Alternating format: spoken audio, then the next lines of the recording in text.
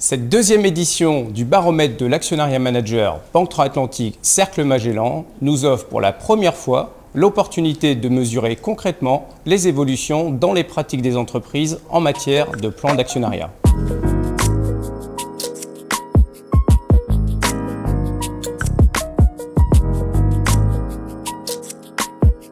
Ce baromètre représente deux catégories d'entreprises, les grands groupes cotés et les ETI françaises non cotées. Premier enseignement majeur, l'adoption massive de ces outils par les entreprises. 94% d'entre elles déclarent avoir mis en place l'un de ces dispositifs. Cette dynamique est particulièrement marquée par les entreprises non cotées.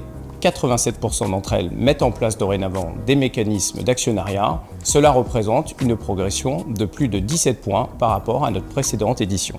Autre évolution significative, 74% des entreprises attribuent des plans chaque année, en hausse de 16 points. Enfin, 94% des entreprises se déclarent satisfaites ou très satisfaites de la capacité de leur plan d'actionnariat à attirer et fidéliser leurs collaborateurs, renforcer leur performance et leur sentiment d'appartenance, et enfin aligner les intérêts des dirigeants avec ceux des actionnaires. Dans un contexte géopolitique et économique incertain, on aurait pu s'attendre à un recul des conditions ESG, environnementaux, sociétaux et de gouvernance. Or, les résultats montrent exactement l'inverse. 9 entreprises sur 10 utilisent des critères de performance pour leur plan d'actionnariat et 2 tiers d'entre elles conservent des critères ESG. Le baromètre met en évidence des différences de pratiques selon les entreprises.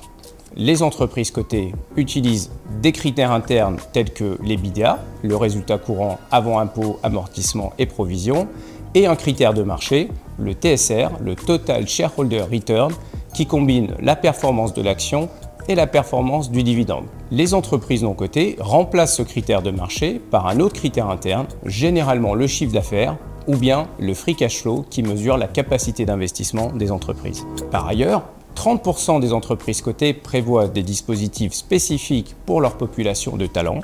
Cette pratique reste marginale dans les sociétés non cotées.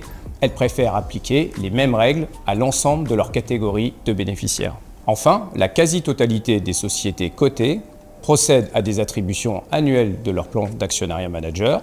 Ce n'est le cas que pour 50% des sociétés non cotées. Les autres préfèrent attribuer tous les 2 ou 3 ans de nouveaux plans.